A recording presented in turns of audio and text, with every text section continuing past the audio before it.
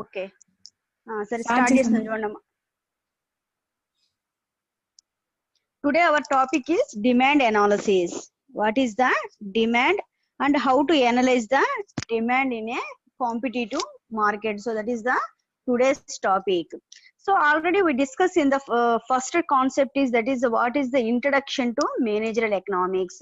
In introduction to managerial economics, we discuss about what is the nature, scope and interlinking subjects of a managerial economics.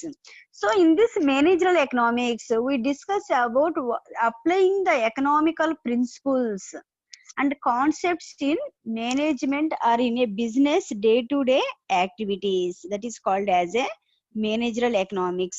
So what are the principles of economics? So first of all, the one of the principle is that is to forecast the demand or to analyze the demand is the one of the concept of a economic.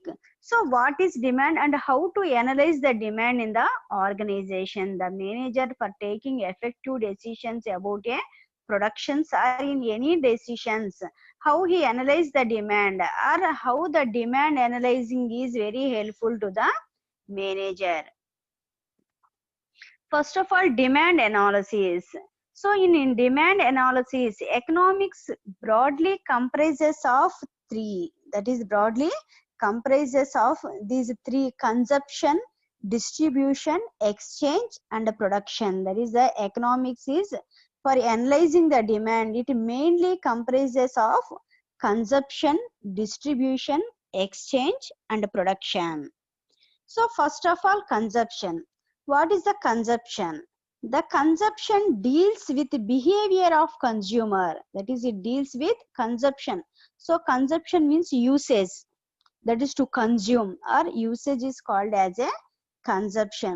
So the usage or the consumption mainly deals the behavior of the consumer. Consumer means customer. That is the usage depending upon the customer's behavior.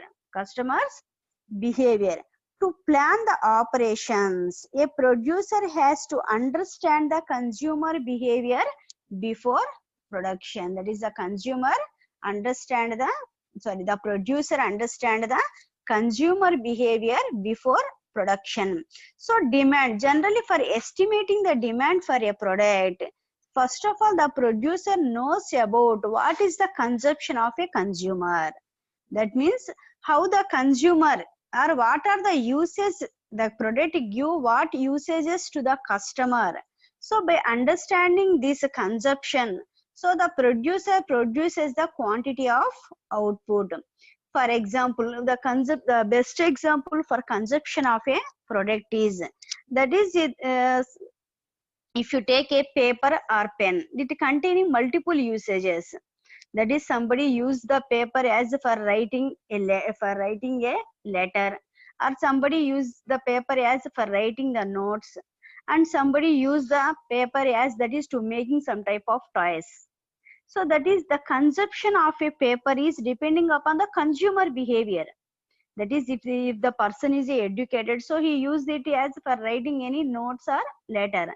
Or if he is uneducated, so he used this paper that is to making some type of the toys, like as a boat in rainy season and rockets in classrooms. So these are the consumptions. So in general, that is the consumption is depending upon the behavior of a consumer. So for producing the quantity of output, how much quantity is to be sell in a market, or what is the demand for a product in the market? First of all, every producer knows about the what is the behavior of a consumer, or what is the behavior of a consumer. That is called as a first concept in demand analysis is consumption. So that is the producer knows about the consumer behavior before production. So that is he produce the output which they are sell in the market. He produce the quantity of output which are containing demand in the market, and as well as there is no shortage. There is no shortage of products occur in a market. And next concept is distribution. So in general, distribution means that is the goods reaches to the customer. from producer to customer. The goods reaches from producer to customer is called as a distribution. For example, if you take as a cloth factories, so they are mostly the cloth manufacturing is occur in Gujarat, but they reaches in different part of India, in different areas of India. So such type of distributing the cloth is called as a distribution. So distribution is how the sale proceeds of goods sold are distributed among various factors of production. How to distribute with the help of various factors of production. Next of all, next concept is exchange. Exchange means that is the goods sold for a price to customer. That is the goods are selling to the customer for a particular price is called as a exchange. So this exchanging process occur in between customer and the producer. That means the customer, the goods reaches to the customer and the money reaches to the producer. That is the exchanging of money and goods occur in between the producer and the customer. So that is called as a exchanging. And last one is production. So the production is very important. So production means that is conversion of input to output. What are the inputs for producing an output? Raw material, labor, and next of all that is the investment. So these are all called as a inputs. That is for producing an output, or for if you want to produce a particular product, you need the raw material, labors, and machines and equipment. So these are necessary for producing an output. So the process of conversion of input to output is called as a production. So that is the economics broadly comprises of these four concepts, such as depends upon these four factors as a consumption, distribution, exchange, and last one production.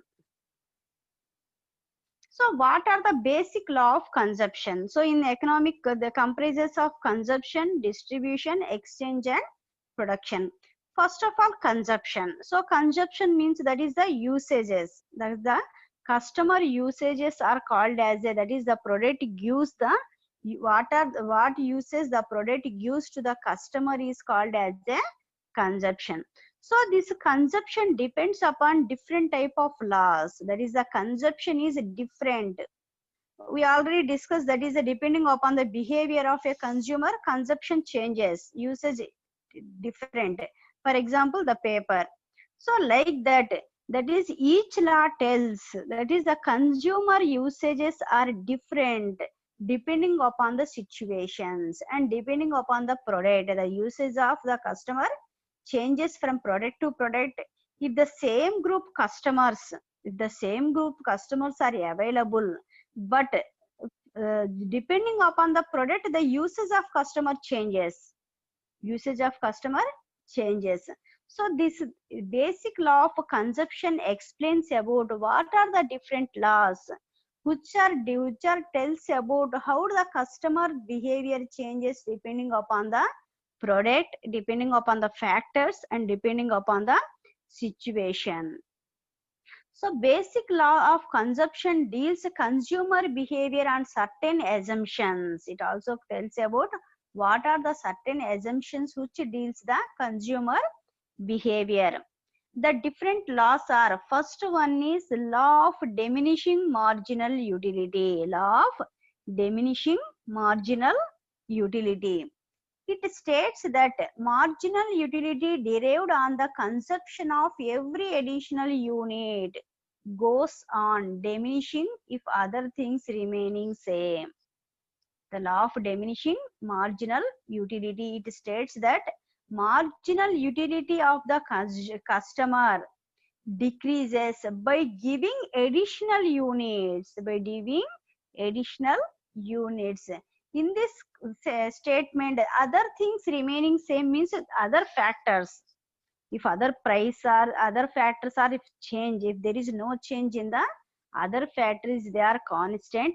By giving additional units to the consumer, the usage of customer decreases other than increasing. That is, in general, by giving more and more units, the customer usage increases. But in this law, that is, by giving additional units, the customer usages decreases or diminishes. So that is called as a law of diminishing marginal utility.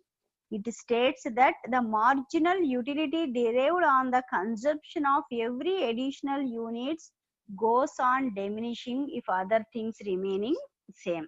So what is the best example for law of diminishing marginal utility is, for example, if you take as a sweet or chocolate. First sweet, if you take a first sweet, it will gives more utility. You enjoy by eating the first sweet, so it gives more utility to you. Second gives less utility when comparing to first. It is also second one sweet also gives utility to you, satisfaction to you. But when comparing to first sweet, it gives less utility, and third one gives lesser utility.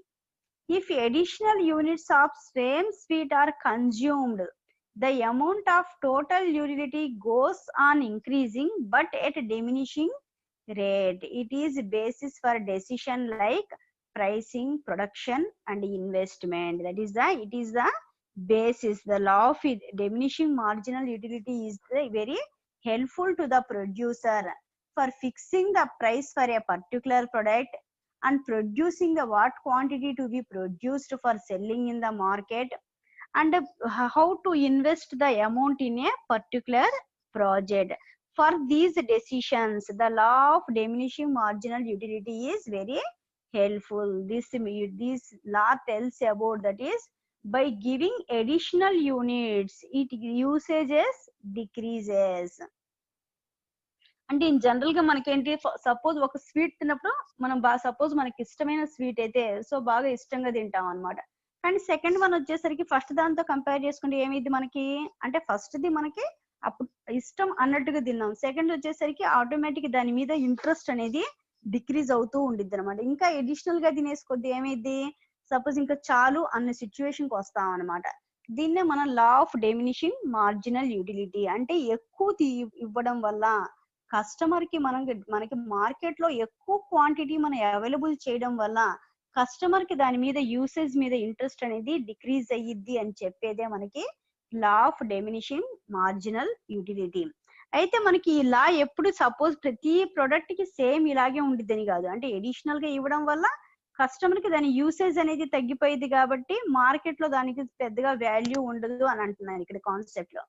కానీ ఇలా ప్రతి situation లో ఉండాలి. దీనికి కొన్ని exceptions ఏంటయ్యా అంటే, for example, if a person wants to become a millionaire and he is short by just 1 rupee, the additional rupee will make him a millionaire. In this case, this law does not hold good.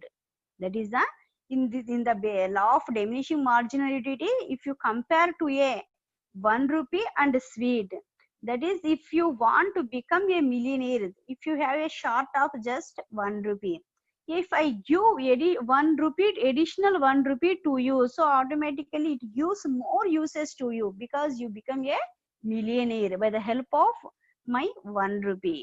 In this case, that is the law of diminishing marginal utility does not hold good.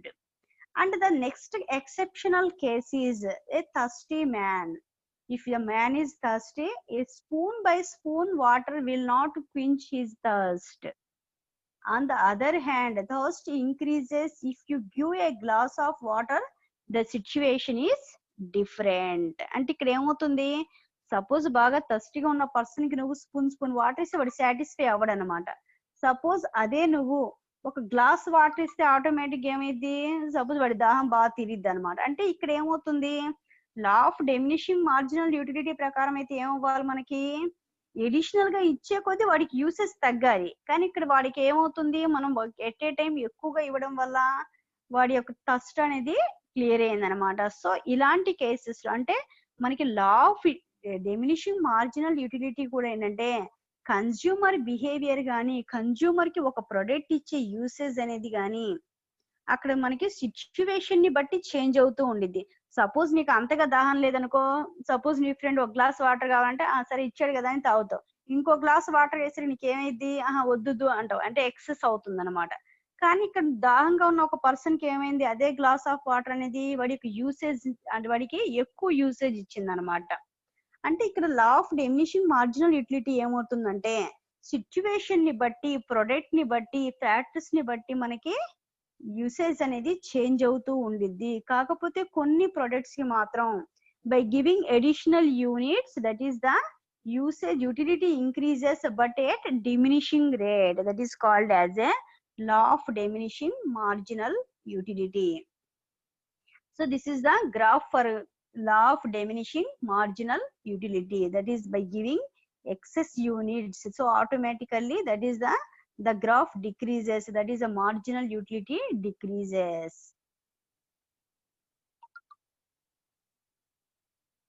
Next law is, that is the law of equimarginal utility. The second law is, that is the law of equimarginal utility.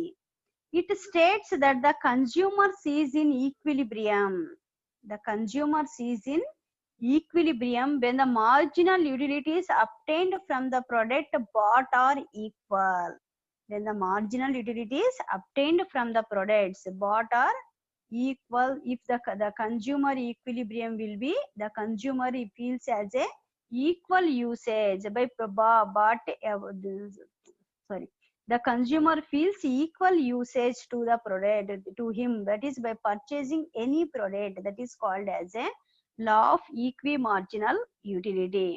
The consumer maximizes his total utility by allocating his income among the goods and services available to him in such a way that the marginal utility from one goods equal the marginal utility from the other goods, that is called as a law of equimarginal utility. Law of equimarginal utility means that is the goods, if he invests a certain amount, so the amount which he ready to invest on a particular product or goods, so if these products use same usage to the customer, he automatically satisfied.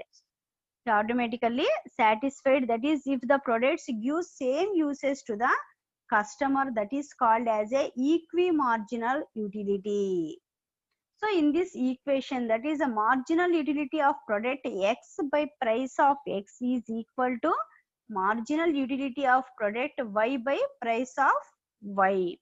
In this meaning, so for clearly understanding about this concept, if you observe the example, each shirt or pant cost is 100 rupees. That is, each shirt cost or each pant cost is 100 rupees. A person has 500 rupees. What combination of 3 shirts and 2 pants or 3 pants and 2 shirts gives same satisfaction to him? That is called as a equimarginal utility. That is the, if you have a amount of 500 rupees or 1000 rupees, so if this amount gives equal satisfaction, that is by purchasing, if you need a 3 pants and if you need only 2 shirts, or this combination, or if the 3 shirts and 2 pants combination, any combination gives equal satisfaction to him, because you have a 500 rupees. So by investing the 500 rupees or by purchasing any product, it gives equal satisfaction, is called as a law of equimarginal utility. So in this equimarginal utility, in this equation, marginal utility of product X means as a shirt, Y means as a pant, that is by purchasing pants or by purchasing shirts, it gives equal satisfaction to the customer. That means by spending the money, particular amount on any product, if it gives equal, or if you purchase X product or Y product, if you have only one option for purchasing X or Y, in these situations also, by purchasing X or Y, it gives equal satisfaction to the customer. It is called as a law of equimarginal utility. But in our example, we discuss about, that is, you have both options for purchasing shirts and pants. But in some situations, suppose if you have only one option, that is if you purchase shirt or pant, only one option, because you have only some amount, that some amount is used, some amount gives, that is the purchasing only a particular product only. So in these situations, if you satisfied by purchasing only one product which gives equal satisfaction by purchasing another product, that is called as a law of equimarginal utility. So the third law is consumer surplus. Consumer surplus is the third basic law of consumption. It is defined as the difference between the price that the consumer is prepared to pay and the price that he exactly paying. It is the value consumer get from good without paying for it. That is called as a consumer surplus. So consumer surplus means that is the consumer is some beneficial, that is it gives some benefit to the consumer, that is called as a consumer surplus. In these situations, that is the consumer is ready to paying a amount for a particular product, or if the consumer is fixed mentally, that is the product cost is something, so I am ready to pay for it.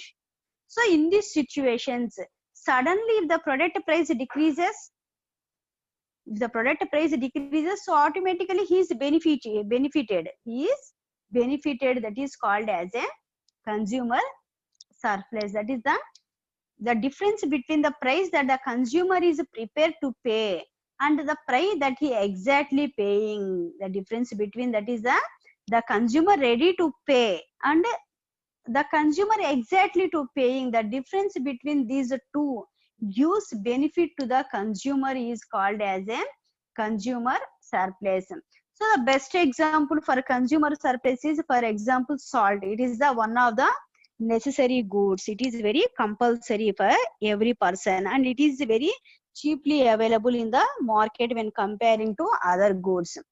If the price of salt goes up to 10 rupees per kg, the salt price is 10 rupees per kg in the market and the customer is ready to paying for it, and he is ready for paying 10 rupees per kg. If suddenly if the salt is available only for 5 rupees per kg, if the salt is available in the market only 5 rupees per kg, so the consumer surplus or consumer benefit is 5 rupees because he is ready to pay for 10 rupees, but suddenly that is the salt price decreases as a 5 rupees, so his benefit or his surplus is 5 rupees per kg. That is called as a consumer surplus. So the basic law of consumptions are, for the first one is a law of diminishing marginal utility. So law of diminishing marginal utility, the best example is a thirsty man and a sweet. The additional units gives a utility to the consumer as in a diminishing rate. And the second law is equimarginal utility, that is the product which gives equally satisfaction to the or equal usage to the customer, that is called as a law of equimarginal utility. And last one is a consumer surplus. So consumer surplus means that is if the customer is ready to pay a particular price but it is available with less price, so he is benefited with some amount, that is called as a consumer surplus. So the next concept is that is indifference curve. Indifference curve. Indifference curve which reveals a certain combination of goods or service which yields in the same utility to the customer is indifferent to a particular combination, as every combination is yielding in the same utility. When the consumer is indifferent for a particular combination is called as a indifference curve. It is a curve which reveals certain combination of goods or service which yields in the same utility.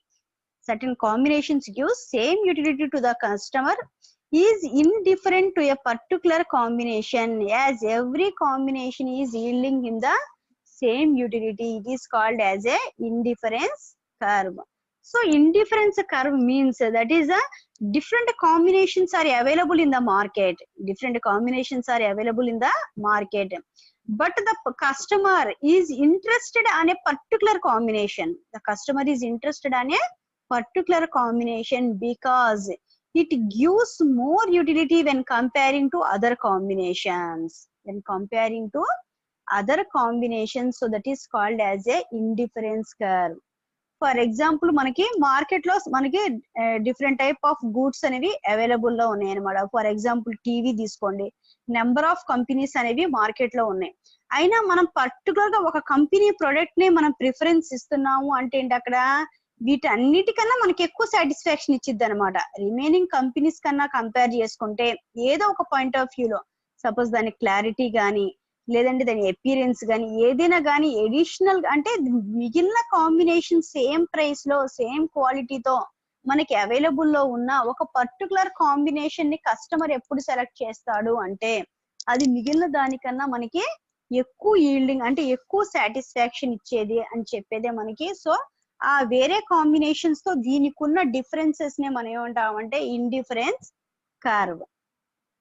If you observe this indifference curve, indifference curve is a, if you observe this indifference curve in a graph showing the combination of two goods that give the consumer equal satisfaction and utility. Two goods gives equal satisfaction and utility. Each point on an indifference curve indicates that a consumer is indifferent between the two and all points give him the same utility. The two goods, the product X and product Y gives same, or product goods A or goods B gives same utility to him, but it gives the equal satisfaction and usages also to the person. But each point on an indifference curve indicates that a consumer is indifferent between the two. The two products give same satisfaction. For example, LG TV gives the same usage to you, and at the same time Panasonic TV also gives same usage to you, but the customer is indifferent. Customer is different in a particular product, that is called as a indifference curve. So చూడండి ఒకసారి graph లో మనకి indifference curve అనేది same usage ఇస్తుంది, కాకపోతే customer యొక్క utility మాత్రం మనకి డిఫరెంట్ గా ఉంటే. What are the properties of indifference curve? There are four basic properties of indifference curves. These are, first one, indifferent curves slopes downwards to right. That is, if you observe this indifference curve in a graph, that is, it slopes downwards to the right side. An indifference curve can neither be horizontal line nor an upward sloping curve. This is very important. That is, the indifference curve neither in a horizontal line or on upward sloping, it is in a downward sloping. When a consumer wants to have more of a commodity, if he will have to give up some of other commodity, given that the consumer remains on the same level of utility at a constant income, that is by providing the another product but the level of utility at a constant income. As a result, the indifference curve slopes downward from left to right. Why the indifference curve slopes from left to right as a downward? Because when a consumer wants to have more of a commodity, he will have to give up some of the other commodity, given that the consumer remains on the same level of utility at a constant income. The indifference curve, if you observe this indifference curve, the above diagram shows the U indifference curve showing bundles of goods A and B. To the consumer, bundle A and B are the same, as both of them give him the equal satisfaction. Give him equal satisfaction.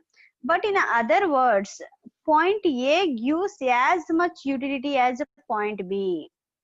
That is, the point A gives as much utility as comparing to point B to the individual. The consumer will be satisfied at any point along the curve, assuming that other things are constant. That is called as a indifference curve. So next one is a budget line. What is the budget line? It shows all the possible combination of two goods that can be purchased with a given level of income. That is the all the possible combination of two goods that can be purchased with a given level of income, that is called as a budget line. So that is depends upon the budget of the customer or the income of the customer. It show all the possible combinations of two goods that can be purchased within a given level of income. That means the product X price is equal to product Y. So that is it is in the budget line of a customer. So it is within the budget of a customer. So that is called as a budget line. The budget line slopes downward from left to right convex to origin and cannot intersect with another indifference curve. If you observe the indifference curve or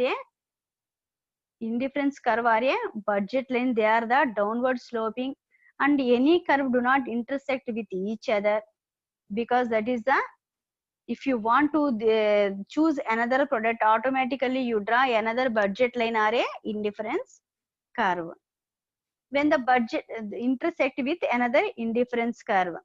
And next one is, that is a consumer equilibrium. Consumer equilibrium. A consumer maximizes its utility with given budget constraints. When the budget line is tangential to any one of the indifference curve, then he is said to be in equilibrium. So equilibrium means equal. Consumer equilibrium means a consumer maximizes his utility with a given budget constraints.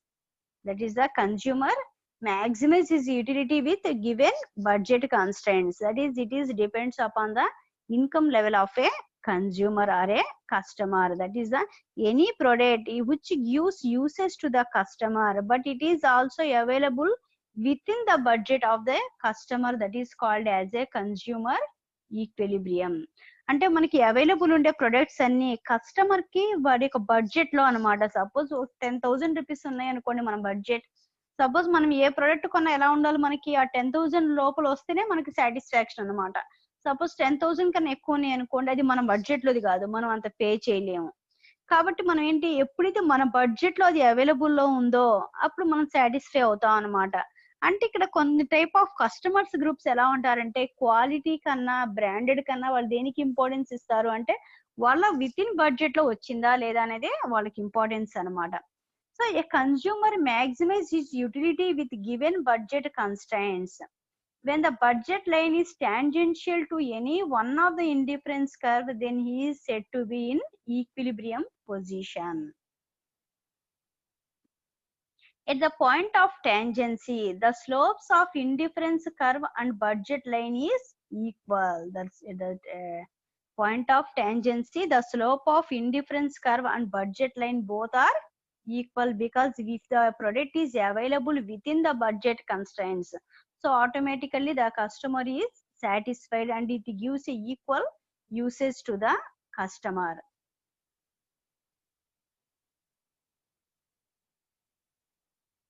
So this is the consumer